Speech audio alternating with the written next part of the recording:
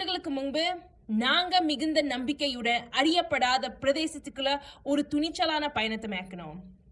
இந்த நம்பிக்கை டிஜிட்டல் இந்தியாவுக்கு அடித்தளமிட்டு உள்ளக்கிய டிஜிட்டல் உள்கட்டப்பை உருவாக்குத மற்றும் அனைவருக்கும் வாய்ப்புக.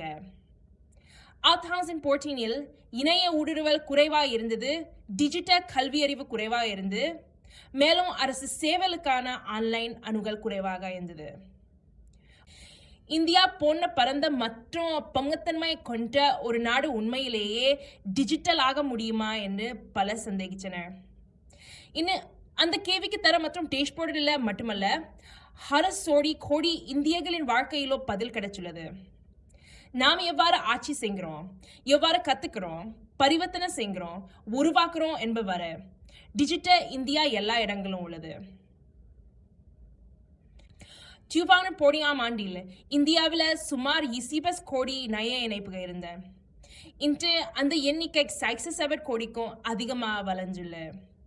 பூமிக்கும் சந்திரனுக்கும் இடையிலான தூரத்தின் 11 மடங்கு தூரத்துக்கு சமமான 40 லட்சம் கிலோமீட்டருக்கும் அதிகமான ஆப்டிகல் ஃபைபர் கேபிள் இப்போது மிகவும் தொலைதூர கிராமங்களை கூட இணைக்குது. இந்தியாவின் 5G வெளியீடு உலகின் வேகமான ஒன்றாகும்.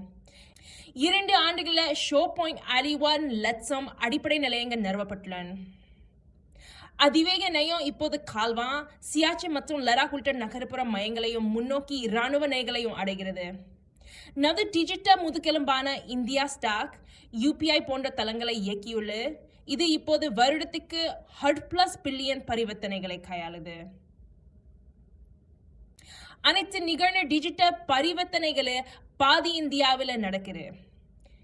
நேரடி பண் பரிமாற்றம் DBT மூலம் 64 லட்சம் கோடிக்கு மேல் குடிமக்களுக்கு நேரடியாக மாற்றப்பட்டுள்ளது.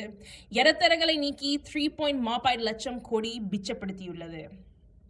ஸ்வாமித்வா போன்ற திட்டங்கள் 3.4 கோடிக்கும் மேற்பட்ட சொத்து அட்டைகளை வழங்கியுள்ளன. மேலும் 3.4 லட்சம் கிராமங்களை வரபரமாக்கி பல ஆண்டுகளாக நிலம் தொடர்பான நிச்சயமற்ற தன்மையை முடிவுக்கு வந்துள்ளன. அனைவருக்கும் வாய்ப்பை ஜனநாயகப்படுத்துதல்,